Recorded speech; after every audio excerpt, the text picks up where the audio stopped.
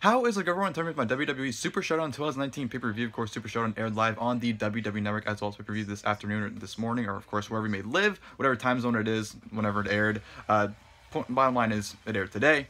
And overall, like I said, coming out of Super Showdown, I gotta say, it was a terrible show. I didn't enjoy it at all, really. The first two matches seemed like the show was off to a good start. You know, the first two matches I thought were really good to great. I thought it was like, okay, this is a good, first showing. This is a good, momentum and pacing for the show.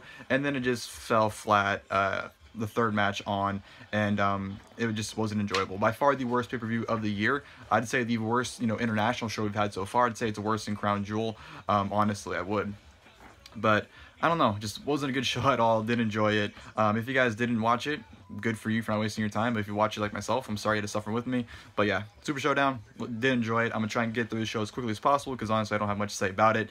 And yeah, just was not a very good show at all. Of course, for the main show we had the kickoff show, which featured the Usos versus the Revival, of course 1 hour prior to the pay-per-view itself. This was a decent match on the kickoff show. They're definitely capable of doing a lot more, but what they did, it was solid for what it was. Of course, they had some frequent tags from the Revival, doing a lot of tactics behind the referee's back.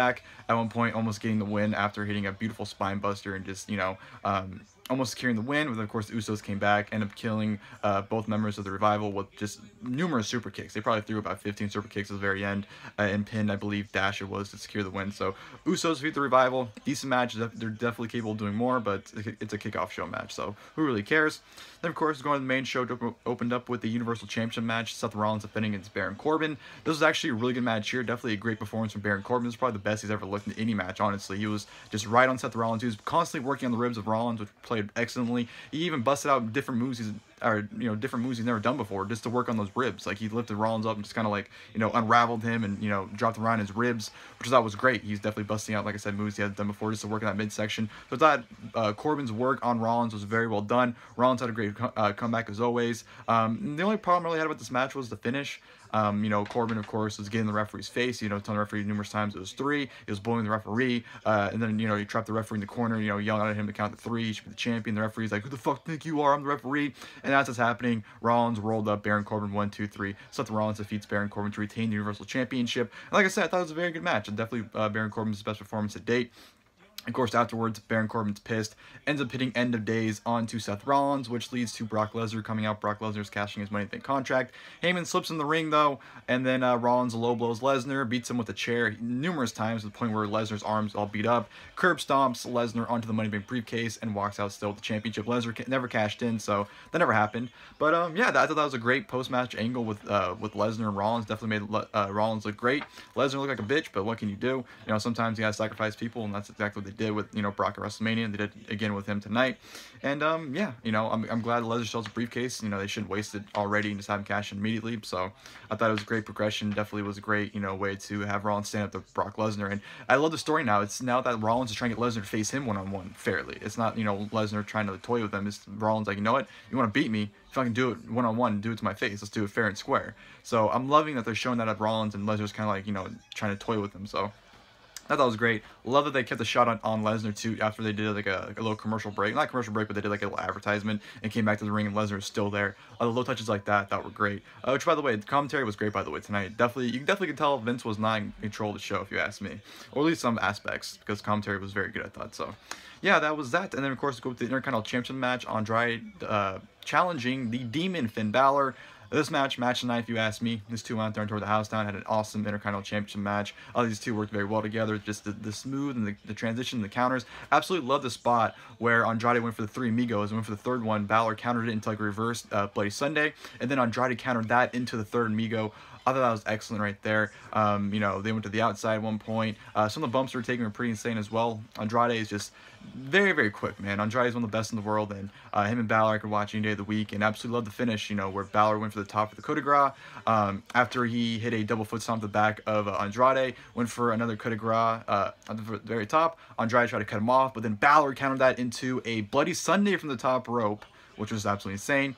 And then followed up with a coup de grace for the 1, 2, 3. So Demon Finn Bálor retains the Intercontinental Championship against Andrade. Like I said, great match of the night. Definitely want to see more between those two going forward. Hopefully we get throughout the summer, because I wouldn't mind seeing Andrade at one point dethrone Bálor for the Intercontinental Championship. But yeah, Awesome match, like I said, match night for me. And Demon Bálor entrance, by the way, was spectacular. Blues WrestleMania entrance out of the water. That was awesome. And his paint was coming off like no tomorrow, which I might add as well. In the stadium, supposedly it was over 100 degrees. So hats off to everyone that performed, because you can tell they were just drenched in sweat just from their entrance alone. So hats off to everyone that competed, because like I said, it didn't look fun being in that weather. From there, I'm going to go to Roman Reigns taking on Shane McMahon. There wasn't much to say about this match. It was kind of a joke because Shane was in control 95% of it. McIntyre would get involved, and then Roman finally has comeback. Roman was, firing up. Shane hit a spear on Roman for a near fall at the very beginning. It just wasn't a very good match. And then at the end, Shane ended up backhanding the referee by accident, so the referee was distracted. But they played off perfectly, because the way that played out, McIntyre smoothly slid in the ring, hit a Claymore on Reigns, and smoothly slid out, and allowed Shane to pin Roman Reigns. 1, 2, 3. Shane McMahon pin Roman Reigns. This Shane push is just getting out of control at this point. I don't know what the fuck, unless they're putting the WWE Championship on him, I don't know what the fuck having Shane beat everyone is building up towards. I think they're probably going to do Reigns and Shane again at SummerSlam. That's if I had to guess, that's going to be SummerSlam match. That one where Reigns finally beats Shane. But I just don't want to see another match. I don't care to see Shane perform. Even though I love Shane, I don't care to see him perform at this point. And yeah, it's just not a good match at all. The fact that Shane controlled the majority of it was just a joke, if you ask me. So, was what it was. 3-on-1 handicap match. Lucha House Party versus Lars Sullivan. I'm not even going to waste my time on this. This match should have been a squash, but it wasn't. Lucha House Party basically beat the shit out of Lars Sullivan, and then they got disqualified. So Lars won via disqualification, and then he beat the holy hell out of Lucha House Party afterwards. Big waste of fucking time. Triple H versus Randy Orton. If you want to take a nap, this is the match for you, because this match was absolutely boring as shit. It was like move after move. It's just, I love both guys, but Triple H, you can just tell he should not be in the ring. Unless he's in the ring with someone that can carry him, and that he hasn't been in the ring with, like, it's like an AJ Styles or a Finn Balor or, anyone from NXT really that can carry him in a match, fine. But when he's facing guys that clearly don't really give a shit, Randy Orton, it's really hard to see Triple H have a good match, and this definitely was not a good match. It was very boring, very drawn out, very long too. Of course, Triple H always has the longest match in the show. This match went like over 20 minutes. Why Triple H feels like he can still go in 2019 is still beyond me. I don't mind him competing, but when he's competing in 20-minute matches where there's absolutely boring and nothing's happening, and I'm all for storytelling, but there just wasn't any storytelling to be told in this match. It's just, them hitting their typical stuff. It got boring. And then, of course, Randy Orton at one point hit an RKO on Triple H. Triple H kicked out of it. Triple H quickly hit a pedigree. Randy Orton kicked out of it. The crowd came alive for that. And then Randy Orton attempted the punt, which I believe is how he went for the punt. I believe Triple H in with a pedigree or maybe a spine buster, I don't know. And then they got rolled back in the ring, and Triple H gave him the Sing Bro bumps. Randy Orton always tosses the Sing Bros, or just anyone in general under the announce table. Triple H gave him 3 of those and threw Orton in the ring. And as Triple H stood in the ring, Orton hit with an RKO. 1, 2, 3. Randy Orton defeats Triple H. Very surprised by that, even though I do agree with it. Randy Orton definitely should have beaten Triple H, but I was very surprised to see it. I definitely, didn't see Triple H losing this match, but I'm very glad he did. Randy Orton wins it. Boring match. The last couple minutes were good because the crowd started reacting and they actually started doing stuff in the match. But besides that, very boring 20-minute match with a good finish. So Randy Orton beats Triple H. That's all really mattered to me. Braun Strowman versus Bobby Lashley. Bobby Lashley having his entrance like he was a fucking Greek god, being on a podium, and then of course Strowman threw it off. The match at the beginning was going solid. They were just beating the fuck out of each other, hitting hard moves. Lashley at one point even hit the power slam on Strowman, but then the match just fell down and just got boring. And then went to the outside. Then Strowman hit his signature shoulder blocks on the outside, and then back in the ring, Strowman hit Lashley with a power slam to beat him 1, 2, 3. So Strowman defeats Bobby Lashley. Not really much of a match there. Like I said, it started off good, but then it just went down. So that was that. From there, I'm going to the WWE Championship Match. Dolph Ziggler challenging Kofi Kingston. Another not really good match. It's probably the worst Dolph Ziggler Kofi Kingston match I've seen, honestly. Like, I've probably seen all their TV matches, but this is by far the worst one. This is just, typical Dolph Ziggler in 2019, where he wants to apply a hold for 25 minutes. Kofi had a beautiful SOS, I will admit. He had a flawless, smooth SOS on Dolph Ziggler, but he kicked out of it. Kofi did a dive on Ziggler on the outside. Dolph completely failed to catch him. Xavier's checking on Kofi, and then Dolph and then super kicking Xavier. Back in the ring, Dolph looks like he was closing on a win. He tried to cradle Kofi, but Kofi kicked out. out, you know, then kicked, you know how they do it, the cradle kick out, where, you know, the person, like, you know, once they kick out, whoever's pinning them, like, flies 5 feet across the ring for whatever fucking reason. That happened with Ziggler, which led to, not Kofi Kingston, I apologize. Xavier Woods kicking Dolph Ziggler in the face, which led to Kofi hitting Trouble in Paradise for the 1-2-3. Kofi Kingston retains the WWE Championship over Dolph Ziggler. Very mediocre match, nothing more to it. And afterwards, they had Kofi celebrate for like 5 minutes on screen, which made me believe Brock was cashing in. But nope, Brock didn't end up coming out cashing on Kofi instead. So Brock came to the show to look like a bitch, and that was it. Complete waste of Brock, but you know what? He got paid probably millions for it, and he didn't probably care. So Kofi retains, is what it is. Then we go to the 50-man Battle Royal. I'm not even going to get into it because it's a huge clusterfuck. EC3 was thrown out first, and he didn't give a shit. Authors of Pain are back. Sin Cara is back, who apparently was out, which I didn't know about. Cesaro got his own entrance in new tights, which looked great. You know, they did a whole mimicking of Titus. Titus came out last, and of course they mimic him, you know, falling under the ring. But the match itself is just, it's a clusterfuck. What can you say? It's hard to keep track of everything that's going on. Ending came down to Cesaro, Elias, and who was the other person? I forgot.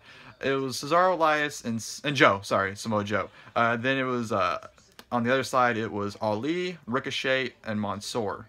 And I will admit, the stuff they did with Joe and Ricochet and Ali were great. You know, Joe got eliminated by those two. Cesaro eliminated those Ricochet and Ali following. Cesaro got eliminated by Mansoor.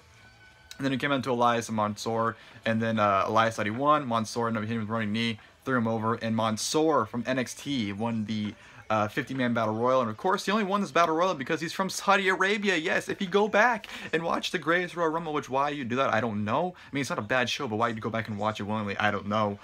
He was one of the prospects on that show. You know, he was one of the people at the tryouts there. And here he is a little over a year later. He's winning the biggest Battle Royal in WWE history. So it was a cool moment for him, but like, I just didn't care, and if people that probably don't know who he is didn't care. Like, my niece walked in, and she watches wrestling too, and she's kind of like, who the hell is this guy? And during his speech, she's kind of like, I don't care. Let's go to the next match already. I don't care. So for casual people, and I mean, just for me personally as well, I didn't really care for Mansoor winning it, but it was a cool moment for him. I understood it, but at the same time, I just think it was very stupid to have him win it. But it's what it is. Meaningless Battle Royal that will lead absolutely nowhere for anyone, so it doesn't really matter. Mansoor can go back to jobbing in NXT if you want. So it is what it is. And of course, before we go to the main event, we have a bunch of announcements. Dolph Ziggler challenged Kofi Kingston to a steel cage match, which was accepted. So at Stomping Grounds, it's going to be Ziggler and Kofi again for the WWE Championship in a steel cage. They're doing Rollins and Corbin again for the Universal title because of the finish. They're doing Becky and Lacey again for the Raw Women's title for God knows whatever reason. And of course, we have McIntyre and Reigns as well as Alexa and Bayley for the SmackDown Women's Championship. So Stomping Grounds is looking like I want to stomp that pay-per-view into the ground because I don't want to see it because the card is so unappealing right now. So it is what it is. And then, of course, go to the main event, which was Goldberg versus The Undertaker. First time ever, and this will be the last time ever because these two nearly killed each other. Right from the get-go, Goldberg spears Taker twice, goes for the jackhammer. Taker counters it into a chokeslam for a near fall. Taker tombstones Goldberg on top of his head. Like, Goldberg's head bounces off the mat. Goldberg spears himself in the post once again and busts himself open, so Goldberg is just gushing out blood. You can tell this guy's concussed or something. You can tell Goldberg isn't all there. He's kind of disorientated.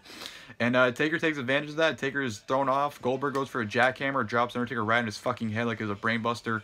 And then they go for the finish. They go straight into the finish where Goldberg was supposed to go for a tombstone, I guess, and then Taker was supposed to counter that into a tombstone.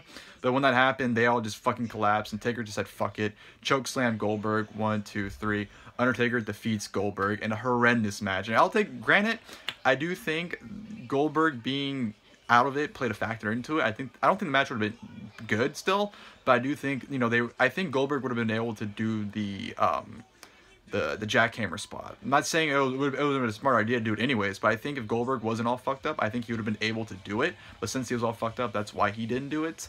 But yeah, Taker even looked pissed off. Taker was like, fuck this. You can tell he called the audible for the chokeslam, and he was just pissed off. You tell he was just like, he was over it. So Goldberg Undertaker, first time ever. Hopefully it's the last time ever because that match was just horrible.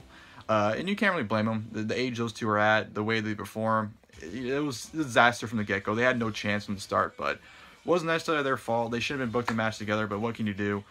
Goldberg, hopefully he's not dead. Hopefully he's, you know, from what the blood he's lost, and hopefully he's not brain dead from being concussed, but it is what it is.